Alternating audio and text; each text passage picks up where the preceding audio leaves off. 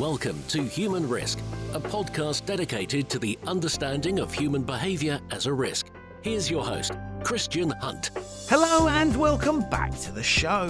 Now, in this episode, I'm exploring venues that we've all been to at some point in our lives and which form an important part of our collective history. Those venues are museums. I absolutely love visiting them, both when I'm travelling, but also at home when I need creative inspiration or just simply distracting. Now, if you've been following my Compliance in the Wild series on LinkedIn, you'll know that museums regularly feature, as they often contain fabulous examples of either human risk or the methods we use to mitigate it. But what is a museum? And what is it there for?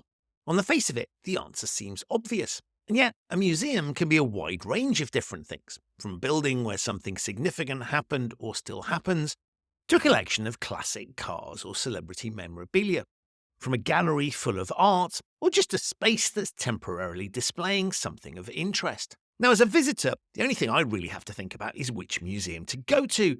But if you're in charge of a museum in 2023, there's a lot more to think about. What kind of experience do you want visitors to have in a post-pandemic world? What online presence should you have? How should you best present the objects or the location that your museum is in? And that's before you even get into questions of revisionist or biased history. And for some museums, the challenge of displaying, let's call it what it is, stolen property. So when I heard about a report that looked at the future of museums, I was absolutely intrigued. Not just because the subject interests me, but also because the report was published by Bompas and Parr. They're a highly creative British food and beverage company whose specialism is in creating food art using gelatin desserts, what we in the UK call jellies, that's Jello for American listeners. But they also specialise in running magical events and experiences and a consulting business. Now, when Bompas and Parr research something, it's not a case of traditional research because there's creative flair added both to the research process, to the thoughts around the outputs, and to the way it's presented. And in their report on museums, they come up with some absolutely amazing suggestions as to what museums could be, what purposes they could serve. So I knew when I read it that I absolutely wanted to get one of the authors onto the show. In 2020, I recorded an episode of the show with Alex Chirobria. At the time, she was one of the creative strategy leads at Bompass and Parr, and she's now their strategy director. And she came on to talk about the future of experiences, which included some interesting ideas like restaurants having hand sanitizer sommeliers. It's one of the most popular episodes of the show so far, and you'll find a link to that one in the show notes. This time round, I'm joined by Dr Freddie Mason, Senior Creative Strategist at Bompas and Parr, who's responsible for the museums report. Get ready to hear about things like walking museums, liminal spaces, anti-museums, roller coaster pedagogy, and a whole load more. Freddie has a fascinating background himself and some really interesting insights. And I learnt a lot, not just from the findings that he and his colleagues came up with, but also the way they went about researching it. So, without further ado, let's get into a discussion that was a lot of fun to record. It's an episode on the future of museums with Dr. Freddie Mason. Freddie, welcome to the Human Risk Podcast. Well, thank you for having me. I'm very excited to have you here. And before we get on to the subject that I'm really intrigued to talk about, can you just tell my listeners a little bit about yourself and what you do? Yeah, I'm Freddie Mason. I'm the Senior Creative Strategist at Bompas and Parr. My background is an academic background. I actually did a PhD and have a book out about the history and future of viscosity, which is all those materials that between solid and liquid. And during that research, I got involved with Bompas and Parr because obviously the company specialise in jellies, which are one of the great viscous materials that we have. And over the course of some years, I got more and more involved until I was a full-time creative strategist, kind of dreaming up all of the weird and wonderful projects we get up to at the studio and making sure they have a really firm research foundation and they're really interconnected with all of the extraordinary researchers and research underway in the world at the moment, whether that be in science or design or engineering or in neuroscience or biology or material science, whatever that might be. So it's a kind of bridge. I have a very bridging role between the creativity and the strategic research and the kind of, the adventures that we go on. And part of my job is to produce the reports and futures work that we do, which is kind of part of our consultancy strategy work. And one of them is the future of food, and the other one is the future of pleasure. And this future museums report that we've just released at the wonderful Magic Circle in London as part of the Future of Pleasure report. Wow. I love that. And it's just, I just want to say, like, the way you talk about what you do, obviously you don't go and do a PhD if you're not passionate about a subject, right? Because the commitment involved in that.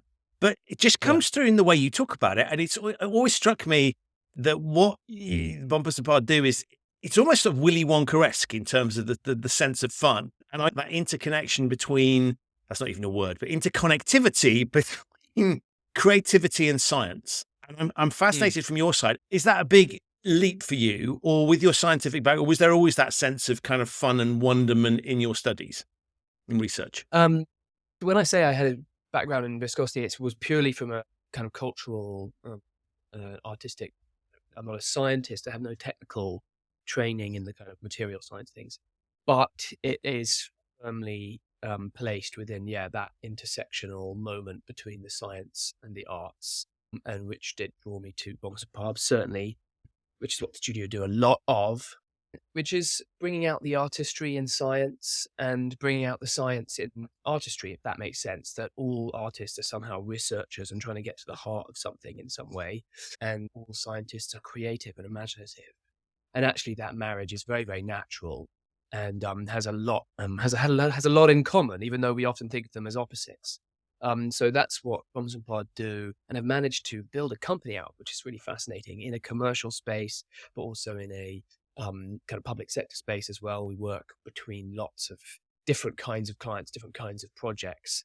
And also what it allows you to do, which I think is really, really exciting and fun, and what motivates me in my own personal life, is you take something that people think is at first ridiculous and quite frankly stupid, and find the amazing potential in it. And for instance, jelly. People think it's ridiculous, but then you start to get deeper and deeper into the history of jelly, and to the science of our responses to jelly, and you start to find something quite profound, which is, there are many, and I won't go through all of them now because we're here to really talk about museums, but the history of jelly in ballistics testing. So a lot of jellies and gelatin-based substances are used in testing bullets and weaponry and things like that, and as a substitute for the human body. And you start to discover a kind of extraordinary and slightly dark, perhaps, side of history of the 20th century over the last 100 or so years. So as an example of something like that. Love it, love it, love it. No, I just wanted to make sure we captured that, because there is this playful sense of fun. I think it's fascinating, which brings us onto museums and the report you've released. And as I said to you before we started recording, I find museums fascinating because on the one hand, I think I love going to them and kind of learning things and being inspired and wandering and let one's imagination run riot. But in many respects, you can find some brilliant ones that are very modern, forward thinking, but there's quite a few fusty ones that are old. So I wondered, is the focus on museums, is that something that has always been there, or was this in you? What prompted that? Multiple things. So the main one being that the Bompas and Parr is designing and is the Museum of Shakespeare, the forthcoming Museum of Shakespeare, that is centered around and on the ruins of the archaeological remains of the Curtain Theatre in Shoreditch, which was the theatre in which Romeo and Juliet was premiered, for example, and was discovered in 2016, and has since become is in the process of becoming a museum that Bompas and Parr are designing. So that was like, it comes in that context of that, and there's a lot of work going on at the studio about how to do that exactly, how to bring probably the most famous cultural literary figure of all time into some kind of new and exciting light. And so we've done a lot of work into how to do that. So that's sort of drawing on all of that kind of ideation that's been underway. But sort of beyond and around that and larger than that, Bompas Parr is very interested as well in museums as a starting point when thinking about the experiences that they put on. What we do is heavily based, as I've said, in research, this idea that the past is an adventurous place as well, and somewhere that you might learn about in the future, actually. And we're kind of, I'm particularly excited by the idea that the answers to the future may lay in the past, or perhaps the deep past. And we're kind of addicted to the future in a way, in this idea that the future has to necessarily be different from the past. And I think that's a delusion. And in museums being treated as places of inspiration, you're naturally seeing them as futuristic spaces. Even though they are about looking backwards, they're also about places looking forward, because of course the way we look at the past is how we look at the future as well. So we have these 3 sentences at the beginning of the report. Museums for us are weird, people-focused heterotopias, and museums are also emotional, futuristic sanctuaries. And really, the report is fairly long, but everything can be really condensed into those 2 phrases, if you like, or those 6 words as well. That kind of contains everything that we're trying to say with this report. And do you want to unpick that? Because there was a word there that people probably haven't heard before. Yeah, so weird people-focused heterotopias. This last word, heterotopias, is a phrase, a word made famous by the French theorist Michel Foucault, who is basically a place made out of difference, where hetero being the word for the particle for difference, and topia being topos being place. And you go to museums to maybe see one object, but then to discover something that is different from it, and you can explore and you unfold a kind of network of objects that are related but not related at the same time to the object you might have gone to see. And that's the kind of point of them, is to find stuff that you didn't expect through being heterotopias, through networks of difference. And that's what's exciting about them. The whole point of them is you don't know what's in them. And that's one of the kind of the raw ingredients, one of the kind of the bare necessities of a museum experience that we're excited by expanding and dreaming up new ways of doing, for example. And so what you're doing is really saying, what are these things here to do, and then how can we reimagine what they might, how we might look at it differently? Because obviously, they've been, I'm assuming they've been around for a hell of a long time, right? There's always been this idea of collecting things and putting stuff on show for people to learn from. And so what you're doing is really looking and saying, what do we have these things for? And therefore, how could we imagine different ways of delivering that same intent?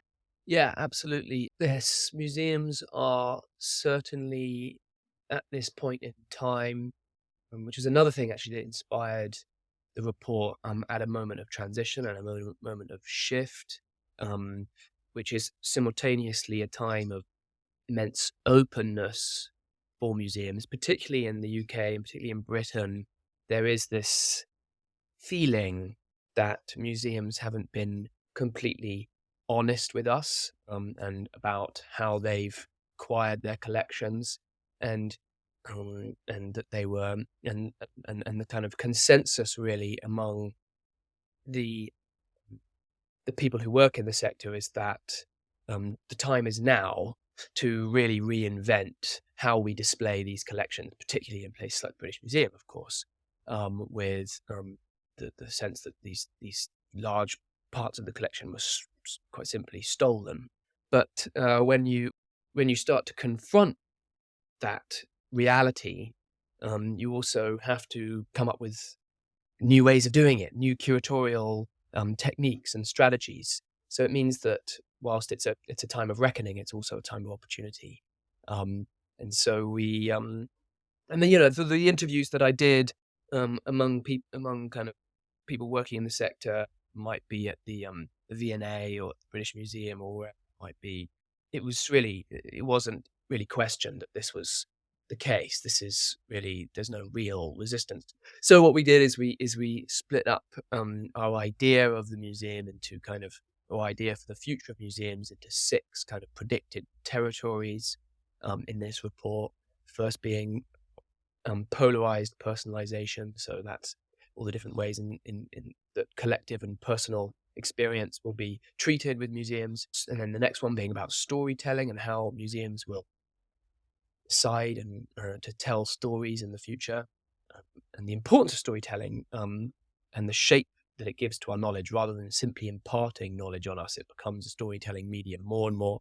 The anti-museum, which is all about the questioning of the very format of the museum and how a museum's going to be making you feel uncomfortable about the very idea of the museum when you're in one.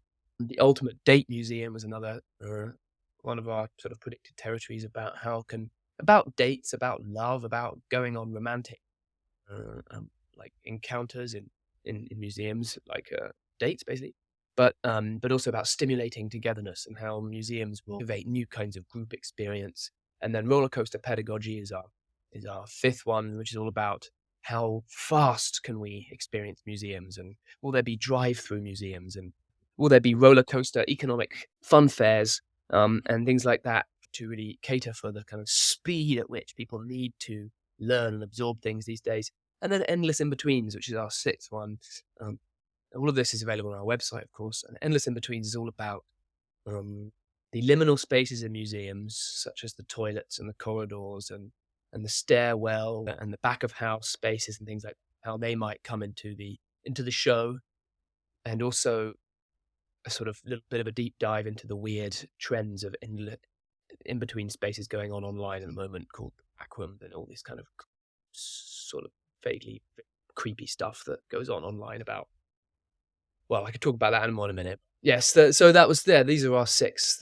These are our six predictive territories. And so when you say predictive territories, this is sort of where interesting things to look at, right? You're not saying, well, this is certainly where this is going to go. These are dynamics that are based on the research that you've done. These are the dynamics that you've identified, things that are interesting, things that you think likely to play out in a particular way, or likely to factor in the planning. And I guess interestingly as well, museums are responding to demands as well. So it's not just they get to decide what to do. It's they've got to have people walking in through the virtual or the physical doors. And so there's a sort of what the direction of travel might look like. Absolutely. Bompas and Parr are a kind of trade on a certain audacity, though, of a cheekiness, as you've identified. And this is not a trend report like others, where we're also seeing what we would like to see and what we think people would respond well to. We kind of push the envelope a little bit on the kind of traditional format of the trend report. We're not saying, these number of consumers are looking for this, so we should give them this. It's a little bit more disruptive and unruly than that as an outlook. But there are constraints with everything, whether they be financial, whether they be literally the constraints of physical reality.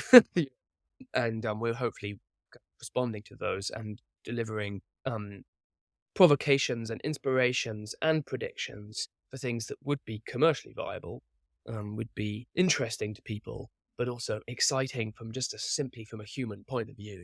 What do we want to see, and what's ethical but also exciting, and what is trying to make life interesting and worth living, really, at the end of the day. So, you talked about interviewing people. I presume there's also just a sort of wandering around museums and reflecting. The research process here must be quite fascinating, because again, you're blending what one might sort of term scientific research, going out having field research, but then there's also, I'm guessing, just sitting down and just letting your imaginations run riot. So it's that science and creativity blended nicely in the way that you talked about before. Yeah, I am sort of blessed with a job where I am allowed to sit around and let my imagination run riot for at least some of the week. And it was a collective process as well. We always give the studio ample opportunity. The wider studio, the 30-something people that work at Bompas and Parr, time to really say what they would like to see from the future of museums. And they're people with young families, or they may have just left university, or they may, there's a variety of different people who are looking for different things from museum experience. So we hope to cater for, a certain set of different demographics. It's the measure by which things are good, I often think, is how, what would you like to see in the world, and then negotiating what the world could handle and what's really possible, and playing off each other and seeing what can happen. Um, yeah. I love the fact that the anti-museum, I really liked it as, I mean, I loved it all, right? Which is why we're having the conversation. But I like that idea because often when you look at sort of future things, you're not allowed to think about the actually the opposite. And so implicitly, because you're creative in the way that you approach it, well, actually we can ask the question, right? Should we have these things at all? Or in fact, what would we do if we would do the opposite thing? Which of course, if you're somebody that is in the sector, it's going to be hard for you to kind of go, well, the sector shouldn't exist, or we should fundamentally reappraise it. And so you had that freedom to challenge the very premise of why we have these things in the first place. Yes, that's interesting observation, that because we're not kind of fully part of the sector, we can pose questions that people from within it might not be able to. Although the idea for that trend, the anti-museum trend, did come from an interview I had from someone who had been working in the collections at the V&A, and she was describing to me how there's a sort of a there's discussions going on in the sector at the moment about whether museums need collections to be museums. Like, museums stand for permanence and physicality. That's really what they are in our kind of imaginations, and they are a place where the physical records of human civilization or whatever are held, documented, and looked after and preserved. But they're starting to question that. Even the museum, to people working in the museum sector itself, is that what is the extent definition of a collection? Can a collection be intangible, immaterial? Can a collection be a way of walking down the street? And we're seeing the rise of things like the walking museum, which is just ways of people going on walks around cities and marking out different routes digitally, and recording voice notes and things as they go along, and this becoming a kind of archive of walks that are completely immaterial. They're literally something someone did once, which is super interesting, I think, and definitely a reaction against the idea of museums having a permanent collection and the kind of post-colonial discourses that are now surrounding that format of the museum.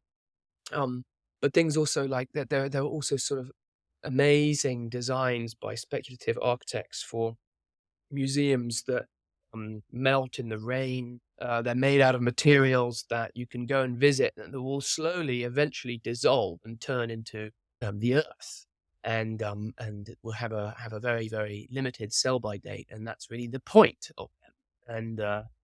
And again, a questioning of this idea of whether they need museums. And we're also seeing an amazing museum that's being set up and being an opening by the UNESCO. I thought this was incredible when I read about it. about digital experiences of works of art and artifacts, of like heritage artifacts that have been stolen and whose whereabouts are unknown. And it's certainly a kind of commentary on the fact that a lot of artifacts or collections of museums are themselves stolen. But then there's also a kind of a legal illicit trade going on of heritage artifacts that this then kind of brings to life and sheds light on, which is amazing. I'm really excited. I haven't been able to experience it fully, actually, but it's an amazing idea. And then also the kind of museum of internet trash as well, which is that, the internet is just full of trash, right? It does have its own meaning in a way, and it is coming from kind of human creativity. And if we can reframe all that stuff in the museum context, it will be very interesting kind of new perspective on things like memes and things like 4chan, all these kinds of underground internet things, which are kind of at the moment feel very unmuseum-like. But yeah. You've talked about the UNESCO one as something that really grabbed you. Is there anything else that really stood out for you personally that as you were discovering or thinking about writing the report? I interviewed an academic working at a London art school who works in techniques of spatial storytelling, and she spoke very inspiringly about museums not being spaces where you comment on or sit back and contemplate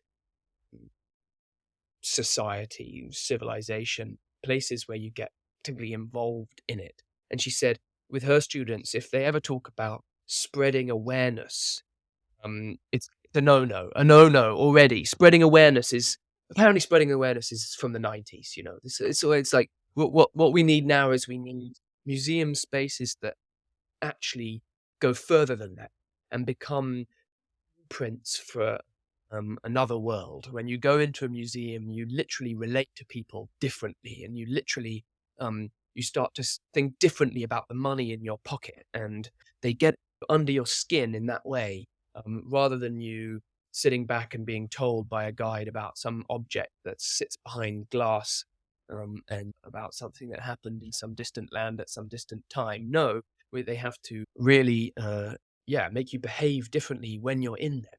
And I thought that was a really interesting idea. And yet at the same time, another very inspiring idea. She said that at the same time, museums need to try less hard, and to become more ambient and a background, to invite more people. They should become social spaces where young people will go to, like, hang out, and to relax and meet new people and things like that, and have the records of human history to be a kind of drop of an extremely vibrant, present, and social space, which I think is an incredible idea. Actually, we're sort of transfixed by the idea that they have to be outreach and to be kind of to be pushing in your face the extraordinary things they have on offer. Actually, no, let people come to you and spend time there in a kind of relaxed way. There was a beautiful quote from someone off X, formerly known as Twitter, which was by Turtle Kiosk, which was, museums admission tickets should be dirt cheap. People think when they go to museums, they have to concentrate hard and understand the art. But honestly, a much better way to do it is to go really often and just dilly-dally when you're there. And I just thought this idea of just dilly-dallying more in museums is a great idea. And really very Bompas and Parr idea of seriously dilly-dallying, like, Right, but it is interesting because all the things you've talked about there feed into other experiences that we have. So we go to, I don't know, immersive theatre, for example, where that's a very visceral experience, or we'll go to a restaurant that might take us somewhere, or we'll go to like a sports match where you have this sort of experience. And so it was interesting because I found, and I think this is the whole point of it, is we're starting to blur these things. And so the definition of a museum is a building where it's almost, you go there and it's very quiet and you can't really say anything, and you sort of respectfully, and I'm thinking about the old school ones in particular, but sort of respectfully look at history or art or whatever. And so I love this thing that you're pointing towards, where actually it was almost the sensations that you would expect. I don't know, walking into like a toy store, or walking into any number of other experiences that we recognize from other things, and saying, well, why can't that happen in a museum? And so I really I felt a little bit, as I was reading the report, and then the way you're talking about it is slightly bombarded by huge amounts of potential to just do different stuff. And actually stuff that's it's left field for museums, but it's not that left field from a kind of day-to-day experience that we all have. It's just different contexts. That's true. That's absolutely true. And I don't think, and I want to kind of also say that I think there is certainly a place for the traditional format of the museum. I don't want to just completely disregard. The function of these reports is to talk around the edges of what's going on, and what the extremes of what's going on, and to think about those places of culture. But I wouldn't. But what the importance of bringing those things that are familiar in an immersive experience, immersive theatrical experience, or a toy shop, or an example, into the museum space, is that museums have a unique set of powers that immersive theatrical experience in toy shops don't have, which is a really, really unique optic and line of vision onto the past, and the stories from the past, and the ways in which we came to be who we are, and to gamify that, and to make that more exciting, and to make that more interactive is extremely valuable, and something that will have huge consequence, and have huge for the health of society, and of the health of democracy, and of the health of our politics, and of our understanding of what's good and bad, and mistakes we shouldn't repeat, and we know these things. We know it, but it's not kind of habitual enough, and so we're really keen on pushing that as much as possible. But then again, I also love going to old school museums and, looking in dusty cases, and, there's also a sense of adventure in that. So when I was delivering this report, we got all sorts of people saying, in the Q&A afterwards, like, particularly with the first predictive territory, which is about like collective experience and super individual experiences and everything becoming super, super personalized and narrated just for you. And then they're like, well, then all the museums are just going to end up the same, just reflections of yourself, which is a fair point, But that's because I'm not disregarding the normal museums as well. I'm just adding that on. But that's interesting, right? Because personalized for you doesn't have to mean, let's pick a silly example, right? It doesn't have to mean that Stephen Fry narrates every single museum that you visit, right? You could actually have the opposite thing of going, hey, I'll tell you what, here's something you've never seen before. And Freddie, you've never seen this before, but Christian, you've seen loads of this. And here's something that Freddie's seen loads of that you haven't seen at all. So we flip that. So I think in a way that the question lacks a little bit of imagination, with the greatest respect to whoever asked it, which is just sort of thinking that actually it's the same experience all the time. I would argue that you can see this with things like, if we think about Spotify or whatever, of course I'll show you the classic tracks that you've listened to loads of times before because you want to listen to those again. But here's an artist you've never listened to before, right? Which might not be a new artist, might just be one you've never heard of. Absolutely. The kind of new forms of discovery that are possible because of, the algorithms and whatnot. But though that then does result in anxieties about echo chambers, that actually, whilst it is a discovery, it's a discovery they know you're going to like or whatever. It's like it's a discovery that's carefully managed and will never really challenge you because people don't like being challenged or whatever that might be. But something that was interesting about personalization, collectivization, is that it's really a response to the requests we've had from a lot of clients, which is that they're interested in things that are they make people feel like the protagonist in the experience. It feels like every moment feels like it's catered exactly for you, and from an experiential point of view, our clients are very interested in that sort of thing.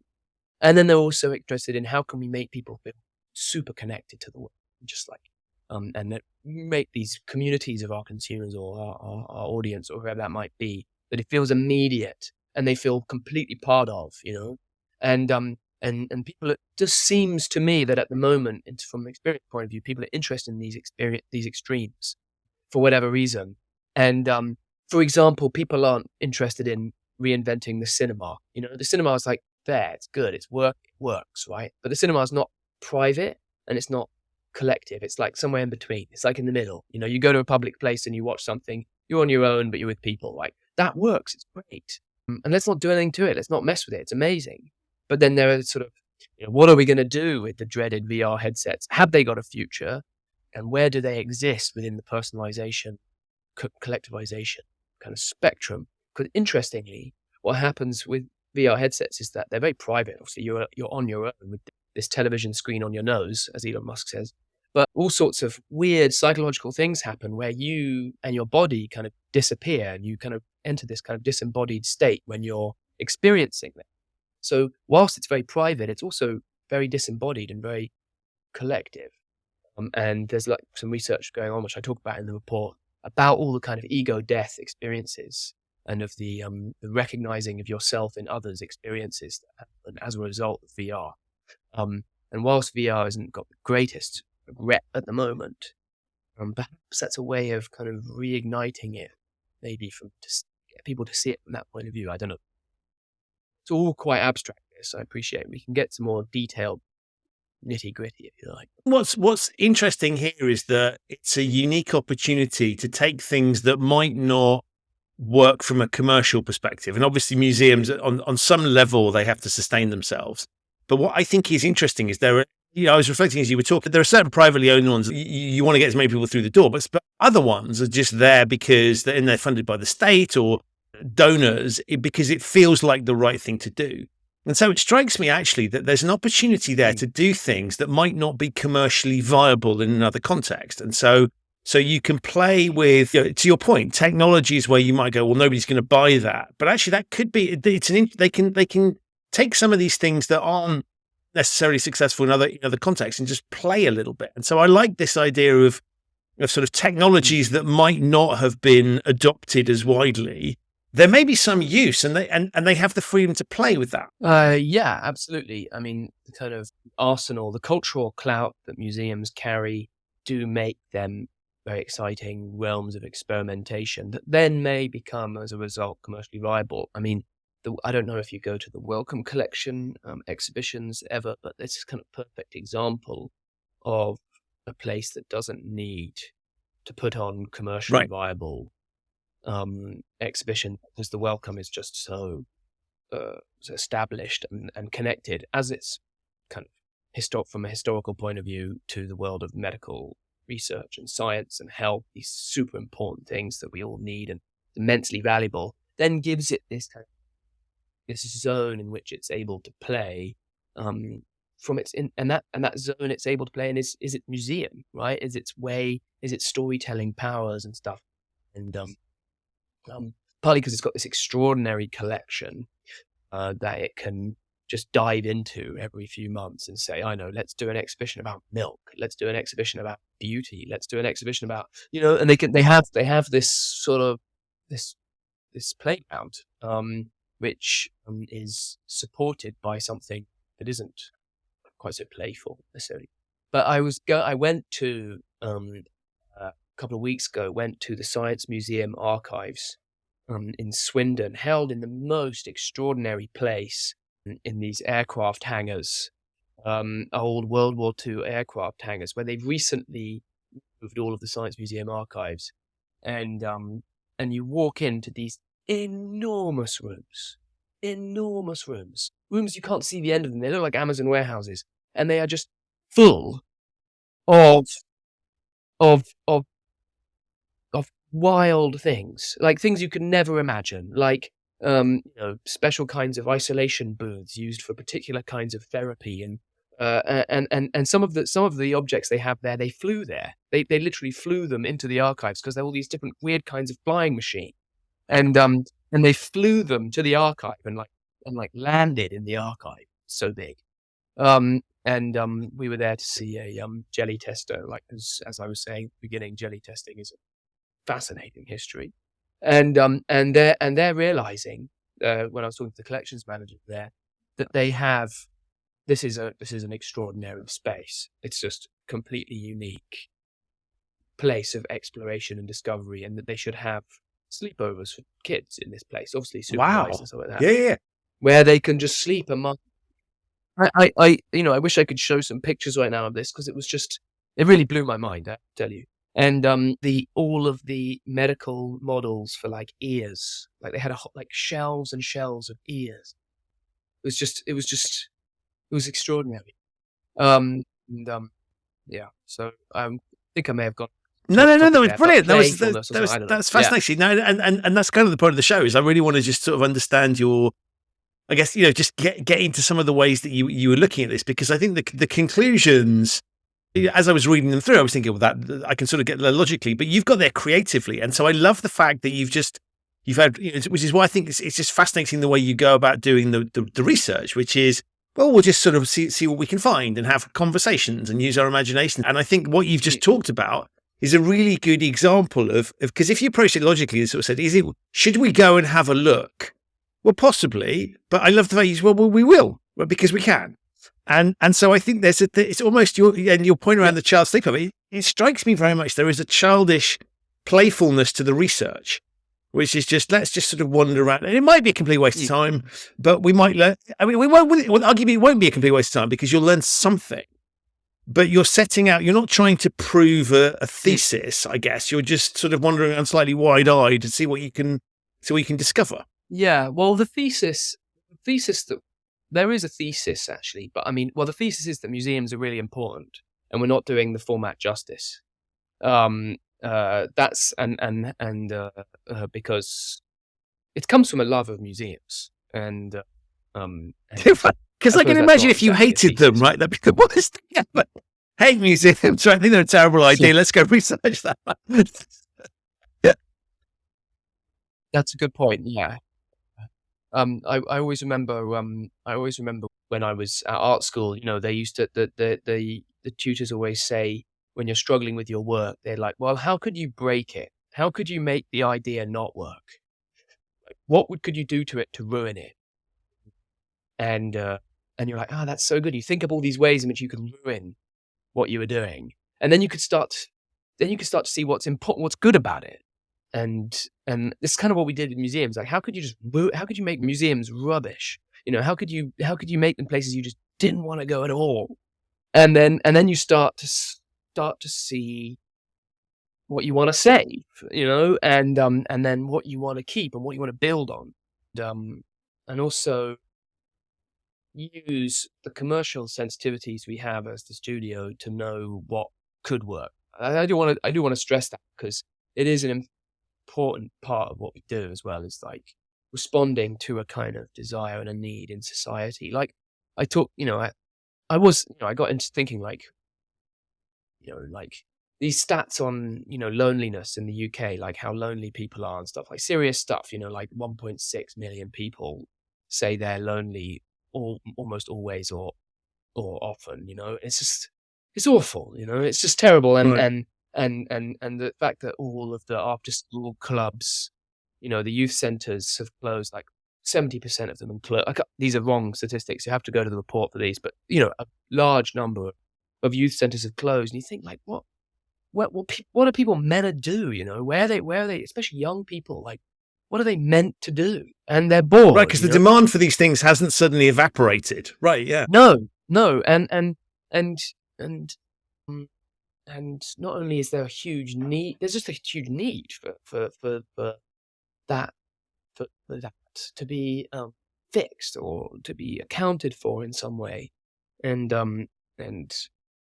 because I don't know if I get all my ideas when I'm traveling on the number 41 bus at 3:30 in the afternoon, which is after school. It is feral. It is quite literally feral. Like the kids, when they come home from school, they're just like going crazy, and they hang out on the top deck of the bus. They have nowhere to go, and then they go to McDonald's, and it's like there's nowhere to go except for home, but they can't go to home. They want to spend time with their friends, and sometimes they live in a small place or whatever. Anyway, so I'm just thinking, like, what it's a big ask, I'm aware, but maybe museums are a place where should step in and offer these places, and they don't have to be. And certainly, if we do away with this idea that museums need collection, they need to be records of the past, document things, and archive people's lives and things like that.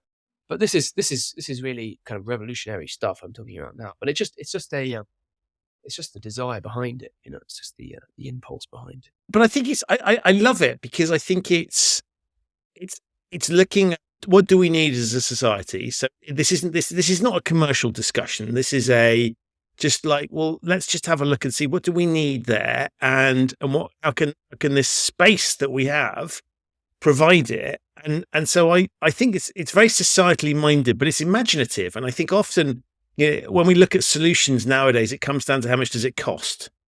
And there's a lack of imagination often in solving some of the society's problems. And so I like this idea of dealing with something that can in many respects be perceived as sort of snobby and culturally elite and sort of alienating large swathes of the population, could be used to do the opposite. And so I love that idea of thinking around that challenge. As you were talking, I was reflecting back on my childhood experience of being dragged to museums, and I've realised with hindsight it depended on the teacher that was organising the trip. Had probably nothing to do with the museums itself, because I remember there was some I went to, and it was like, how do I get through this as quickly as possible? And I'll steal someone else's answers to the mandatory quiz that we've had to do to prove that we've paid attention to the exhibit. I'll just nick someone else. So let's go to the gift shop and see what we can find. And there's other times where you wonder and go, this is actually quite cool. And I've realised with hindsight, it was not actually the museum that was the main driver of that. It was the teacher that had inspired me. In other words, actually the raw materials are there, but it's just we have to grab people's attention and make it relevant to them. And so what I like about it is you're thinking from a very, very human approach to this stuff, right? It's not academic or theoretical. It's saying, well, how do we engage people and how do we deliver things? So I think that's really exciting. Yeah. I mean, yeah, no, I mean, that's a great point you raise about the teacher or the person who's introduced that whatever that might be, that mediating human who brings you to the museum space is so important, so determining of a young person, especially's perspective on it. There's an amazing kind of tour group in New York called Museum Hack, who are a bunch of tour guides who take people around the big museums in New York, and they sort of claim to be and profess to be kind of people who used to hate museums or like couldn't be bothered with museums, and then they went on a museum, that like they fancied someone who wanted to go to a museum, so they did, and then they discovered like this amazing world, and then they cater the museum tours they do to the wherever the group may be. So if it's like people who work in finance, they take them to like the most expensive object in the Metropolitan Museum or whatever, like, and they show them like, and they're like, guess how much this costs, guess, and then they respond to it because they're all about like trade, finance and stuff, and or it may be, and they're really changing the kind of the storytelling, and that's what it comes down to in the end, is storytelling and seeing museums as spatialized stories, and if we were to get to a place where people were enraptured by the stories being told to them by museums, as they are with a TV show, like a streaming series or whatever, and to eagerly be awaiting the next installment of this, whatever it may be, this new room, be an amazing reality. That would be an amazing place to be, because like I said at the beginning, the function of museums is no longer to educate, actually, because we already know everything, in a weird sort of way, in that we're hybrid beings, we're digital hybrid beings. All we need to do is get out our phones and we know the date of whatever war, or we know everything, actually. And I think it's quite a good provocative place to start thinking about museums, is that everyone knows everything. So take them on a journey, and of course there are holes in what I'm saying. It's not completely true. I'm just saying it anyway. But I love that idea, because I was sort of reflecting on, let's say the Louvre in Paris, for example, right? You go there and you have to go see the Mona Lisa because well, you'd be an idiot if you went. I mean, it's almost a case of if you went to Paris and didn't go to the Louvre, it's a bit weird. Why didn't you do that? And then if you go to the Louvre without seeing the Mona Lisa, well, that's odd. And then everybody goes there and takes pictures of the Mona Lisa, right? Which is something that you don't need to take a picture of it, because everybody knows what it looks like, and you're not going to take as good a picture as a professional photographer. And what are you going to do with that picture? And and there's that you've probably seen this, the lovely picture of what does it look like from the Mona Lisa's perspective, and it's just hundreds of people looking at her. Where in the background you've got tons of other pictures that I would argue are, for the average person, far more interesting. Right? They're bigger, they're more impressive. And so there's a simple microcosm of sort of very odd behavior that makes no sense whatsoever. And so I thought about that. I hadn't thought about the broader point of, I don't actually, a lot of these things, I don't need to go and see them, because I can see it online in some way, shape or form. I could probably just look at the Wikipedia entry and learn it as much as I would do by standing in front of it. And I hadn't thought about that point. And you're absolutely right. It's well, what is the point of these things? Why am I going to stare at this object or this piece of art that I could look at digitally? I need a good reason to do that. And therefore, I think that's a really interesting challenge. And so I agree with you. There are holes in the theory. And I'm going to get shot down now by people saying the Mona Lisa is very impressive and you only appreciate it when you're in front of all that kind of stuff. I mean, I would argue the only thing you appreciate about the Mona Lisa is quite how small it is when you stand in front of it. That's the bit you don't pick up, which is interesting. But I think you make a really interesting philosophical point that is worth reflecting on. And so I love that challenge, I think, to why do we have these things and what is it, the sort of the appeal, what is going to drag me there? And I love this idea of making it addictive. That's fascinating. Yeah, absolutely. I know. I mean, there is a wonderful madness about, museums. I mean, in that you're completely right. Your experience of watching them, of seeing the Mona Lisa with high definition Google art reproduction of it, on a huge screen, you could dive right into it and you could find things, you could get up close to it in ways that you would never, you'd be surrounded by a lot of annoying people Right. who are trying to get, you know what I mean? And but that lightness, something, something, something great about the fact that we feel the need to that physical proximity, something a bit religious about it, probably, a bit spiritual, about it's something like touching the relic of Christ, or something. It's a Yeah, bit yeah, kind yeah. of in that, it's a bit like that in a way, Um, and we need to touch things. We need to be there for it to really be real, and we still feel that very strongly, which I think is, I don't know. I love all that sort of stuff. And I think an interesting thing about technology, which we're going to be seeing more of as well, is that museums and the physical collection of museums um, are necessarily kind of archives, and sometimes huge archives um, that one person could never experience all of. And yet now with AI, we have abilities to kind of have this overview of archives and have a kind of intelligence look at the museum collection in its entirety in a way we never had before, and to find stories in it that would have never been possible if we were just humans looking at this collection, because there's literally too much stuff. And um, and uh, and I think it's a really exciting application of AI is with the unknowability, the previously unknowable becoming knowable in the archive, and then new patterns and new connections and new kind of and new stories. Exactly. I mean, that's as I've said it time and time again, and new kind of reasons to get interested. Because um, also as I've said before, it's like the whole point of archives is you don't know what's in them, and the whole point of museums is you don't know what's in them. That's the exciting thing about them, is that they're necessarily mysterious. They're necessarily full of adventure and discovery. If they're not museums. That's one of the key. They're your bedroom or something. Or maybe there might be things in your bedroom. There might be things in your bedroom you don't know about. I love that idea. And so you've released this to the wider world. I mean, you talked about some of the questions that you've been asked. What's the reaction been? Have you? Is it controversial what you're suggesting? I mean, you were suggesting that the people within the, I don't know, is it in industry? I'm going to call it that, in the sector. There we go. People in the sector have sort of they were pointing you in that direction anyway. Yeah. Has it surprised people, or what's the reaction been?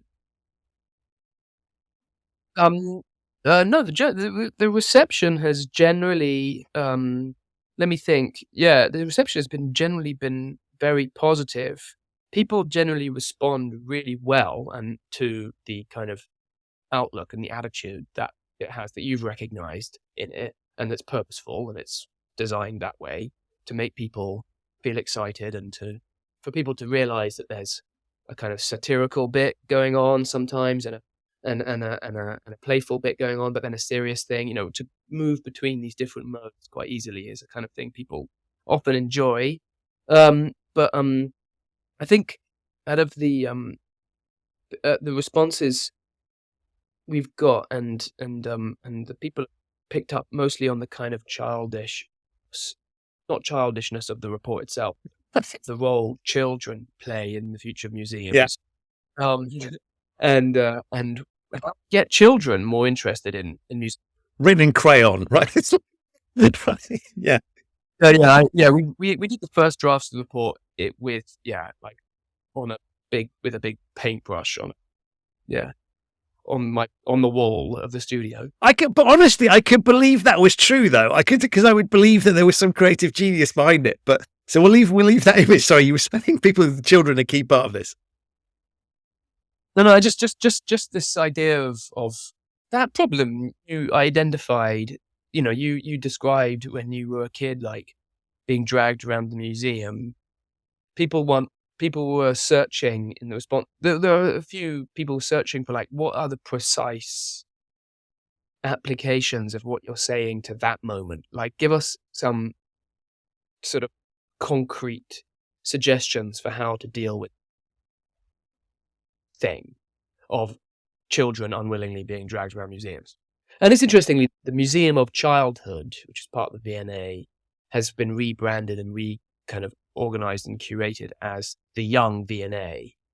So it's no longer this kind of step back, reflect on the history of childhood, but a place for children to come and to get involved in the history of childhood and what it means and what it, and to be inspired, and there to be places of play and also places to learn and places to meet other kids and to hang out and to eat stupid food, and then also sit on some old chairs and these kinds of things, and to take an active role in what it means to be a child now, rather than simply educating you and giving you the tools for you to do whatever you might do. So that's been, but something that people have been, people are very interested in that at the moment, and something we're very interested in, because obviously the Museum of Shakespeare is something that the studio are developing at the moment, and Shakespeare is, in Britain at least, and in a lot of European countries, is someone you learn about at school, and it's framed in this particular way, like as in Shakespeare is, and his life and whatever, and his work, and how could we tell a story about Shakespeare which is still engaging for children and young people, but that it sort of departs from that story you get at school. And actually it's really hard, because the story they've told at school is one that has been tried and tested over many years and works and stuff, and they do it for a reason, right?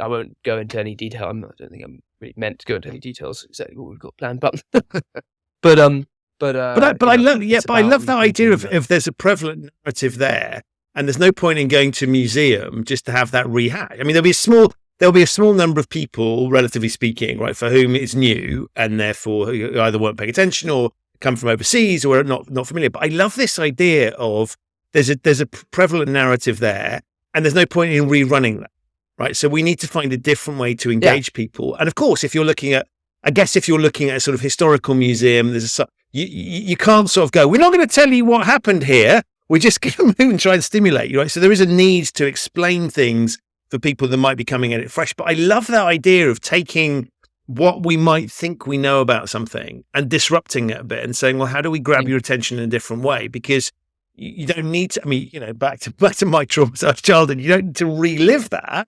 We need to grab you in a different way. I think that's really smart. Yeah. And I think there needs to be a word. I'm not sure if there is a word for this, or if there is, I don't know what the word is, but it's that feeling you get when you see something in a museum or a TV show, or you read something in a book, or you witness some part of culture, and it encourages you to try it yourself. Whatever it encourages you to do something yourself. Maybe it's called inspiring. I don't know, but there are certain experiences that are like that. You know what I mean? The one that that you're impressed by something. It doesn't make you feel inferior to it. You feel like you could do it as well, and I think that's like something we're going to try and achieve with sort of Shakespeare, is to create the figure of Shakespeare as somebody who's really impressive, an amazing writer and dramatist and imagination and creative, but also he was just some guy and you could do it as well if you you could like to encourage people to give it a go themselves, and for not to be a reason to go like, wow, that person was great, I just should go to bed, or That's a very interesting thought. Like, he's going to museum think I'm a bit useless, right? It's like, yeah. So, and I think that's that's a lovely way to look at it. Cool. Okay. Well, so when is there a time frame for that museum opening? Well, it's next year, end of next year. So it was meant to be. It's these things, they get their process, but end of next year is the goal. Yeah. Amazing. Look, time is against us. I'm conscious you're very busy. You probably have a bus to ride somewhere to get some creative inspiration from kids on their way home. But is there anything we should have talked about that we didn't? Stuff that sort of particularly think is attention grabbing from the report, or just worth picking up on?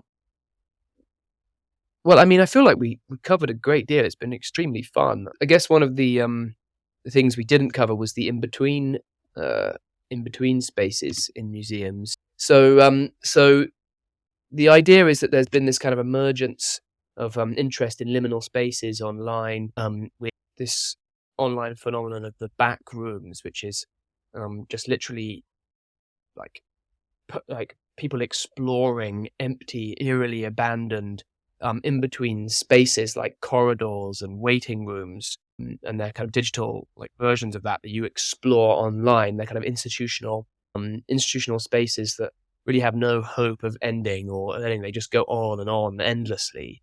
And you access them through no clipping, what's called no clipping out of reality, where you may be familiar when you play computer games. You can do, so there's these glitches where you can kind of, your arm suddenly goes through a wall, or you can kind of, these kind of weird glitches of the graphics occur. And this is how kind of in the mythology of the internet access these backrooms is through no clipping out of reality.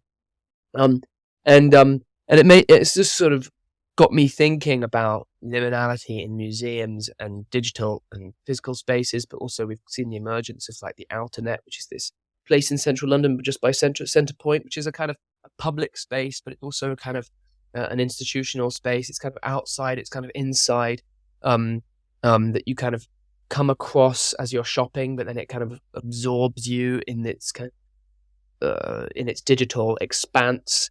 And the idea of the Shakespearean theatre and the ruin as well being a kind of between state of the past, present, and the fact that theatrical experience in Shakespeare's time was forbidden in the city of London itself, and had to exist on this kind of margins of, it was a kind of like gambling and prostitution. It had to be on the outskirts. It was kind of permitted, but only on the outskirts.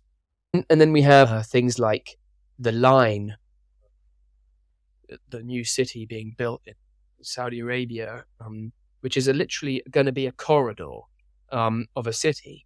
And what kinds of new museums are we going to see in this corridor city?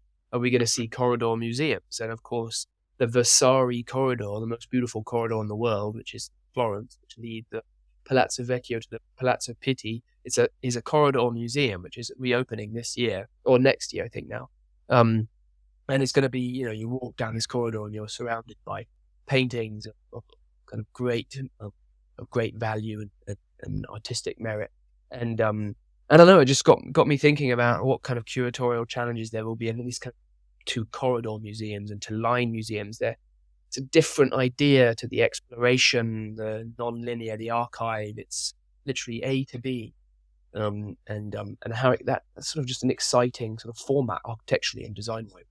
But yeah, it was sort of a starting point. I love that, because actually, as you were talking, I was thinking, just go back to traditional museums, let alone the exciting bits you're talking about. It's like, why do the exhibits suddenly stop when you leave one of the rooms and walk down the corridor? And the closest you get to it is typically the restaurant might be themed, right? And so the menu items will be named after something special, and they may have some pictures around the thing.